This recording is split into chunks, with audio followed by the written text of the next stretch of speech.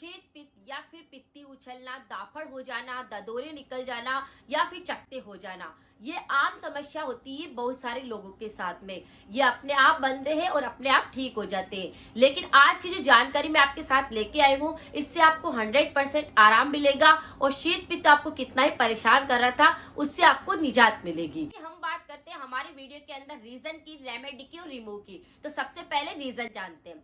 अगर किसी व्यक्ति को पारिवारिक आनुवांशिक इस प्रकार की बीमारी होती है तो भी इस प्रकार शरीर पर दाफड़ बनने लगते हैं, ददोरे हो जाते हैं।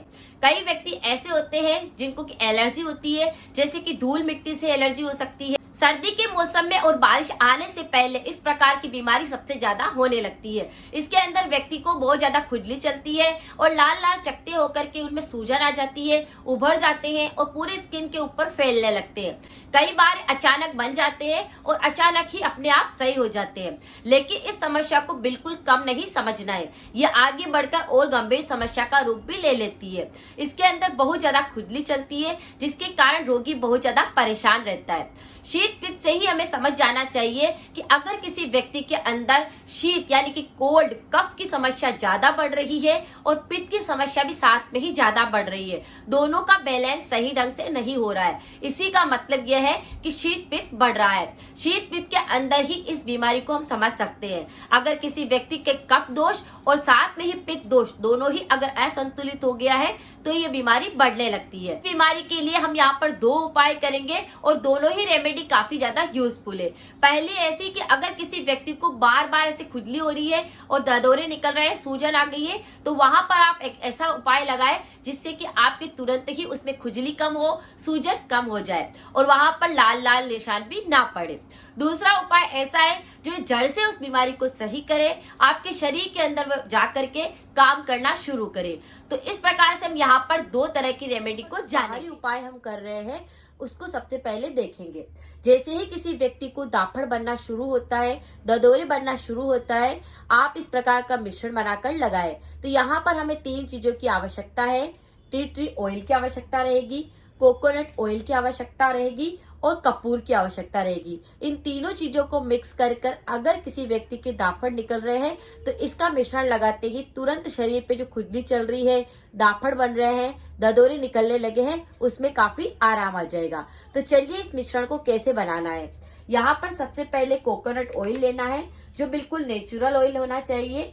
इस ऑयल के अंदर आपको ध्यान रखना है कि ये ऑर्गेनिक होना चाहिए, चाहे आप किसी भी ब्रांड का ले रहे हो, लेकिन आपको नेचुरल लेना है।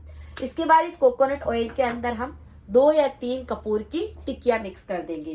कपूर यहाँ पर वही है जो पूजा के अंदर काम में आता है। तो यहाँ पर जो गोल टिक्की आती है, मैं वो उसका यूज नहीं कर रही हूँ, जबकि इस तरह से जो दिख रही है उसका हम यहाँ पर यूज करेंगे। तो ये 2 कपूर की गोली हमने यहाँ पर मिक्स कर दी है। इसे अच्छे से आप मिक्स कर दीजिए। इसका बूरा बना करके भी आप डाल सकते हैं। इस बात का ध्यान रखें कि इसे आप गर्म ना करें, इसे ऐसे ही बनाएं। कई लोग होते हैं जो इसको गर्म करके और फिर बता रहे हैं कि कपूर को इस तरह से डालते हैं तो ज्यादा फायदा करता है, लेकिन कभी भी आप कोकोनट ऑयल को गर्म ना करें, उसकी पौष्टिकता खत्म हो जाती है। उसके अंदर आपको कपूर को मिक्स करना है, ये बहुत ही जल्दी इसके अंदर गल जाएगी। अब जब आपके ददोरे निकलना शुरू हुए तब आप इसकी 1 या 2 बूंद इसके अंदर डाल दीजिए और फिर कॉटन की सहायता से जहां पर भी आपको दाफड़ बनना शुरू हुए वहां पर इसे लगा दीजिए। इस ऑयल को आपको पहले ही डालकर मिक्स करके नहीं रखना है। ये जब भी शरीर पर दाफड़ बनना शुरू होता है तब इसके अंदर आपको 1 या 2 बूंद डालना है। पहले आप इस तरह से कोकोनट ऑयल और कपूर का ऑयल बनाकर रख सकते हैं, ये कभी भी काम आ सकता है। जब शरीर पर खुजली चल रही है, दाने बनने लगे, तब भी आप इसका प्रयोग कर सकते हैं। लेकिन अगर जब आपके दाफड़ बनना शुरू होते हैं तब आप इस ऑयल को 1 या 2 बूंद डालिए, जिससे कि आपके शरीर पर जो खुजली, दाफड़, सूजन सब है वो बिल्कुल सही हो जाएगा। वह भी काफी ज्यादा यूजफुल है। ये आपके शरीर के अंदर जाकर के बीमारी को बिल्कुल जड़ से सही करेगी। जैसे कि हम यहाँ पर यूज करेंगे देसी घी। देसी घी बहुत ही ज्यादा यूजफुल होता है बहुत सारी बीमारियों को सही करने के लिए। उसी तरह से हम यहाँ पर यूज करेंगे काली मिर्च। काली मिर्च यहाँ पर आपको ज्यादा नहीं लेनी है। काली मिर्च आपको यहाँ पर लेनी है सिर्फ और सिर्फ 8 काली मिर्च। तो यहाँ पर 8 काली मिर्च आपको लेनी है इस तरह से, और उसका पाउडर बना लेना है। इस काली मिर्च को आप पाउडर बना लीजिए। तो यहाँ पर हमने पाउडर इस तरह से बना लिया है, इस तरह से काली मिर्च का। और इस काली मिर्च के पाउडर के अंदर आपको थोड़ा सा गर्म करके 1 चम्मच भर के घी इसके अंदर डालना है और सुबह सुबह खाली पेट इसका सेवन करना है। इस तरह से आप काली मिर्च और घी का सेवन करेंगे तो जो शरीर के अंदर आपको पित्त दोष बना है, कफ दोष पैदा हुआ है, वह असंतुलित हुआ है, तो उसमें आपको जल्दी से आराम मिलेगा। ये उसे जड़ से सही करेगा। तो इस तरह से आपने 8 काली मिर्च का पाउडर बना लेना है और घी को गर्म करना है जब भी आप इसका यूज करते हैं तब, और फिर इसके अंदर आपको घी अच्छे से मिक्स कर लेना है और इसको आपको खा लेना है। ये कफ दोष और पित्त दोष दोनों में काम करता है। तो इस तरह से इस काली मिर्च और घी का सेवन आपको करना है। वैसे तो काली मिर्च और घी का प्रयोग बहुत सारी बीमारियों को सही करता है। जैसे अगर किसी को पेट साफ नहीं होता है, कब्ज की समस्या रहती है, पाचन तंत्र कमजोर है, तो उसके लिए भी फायदेकारी है।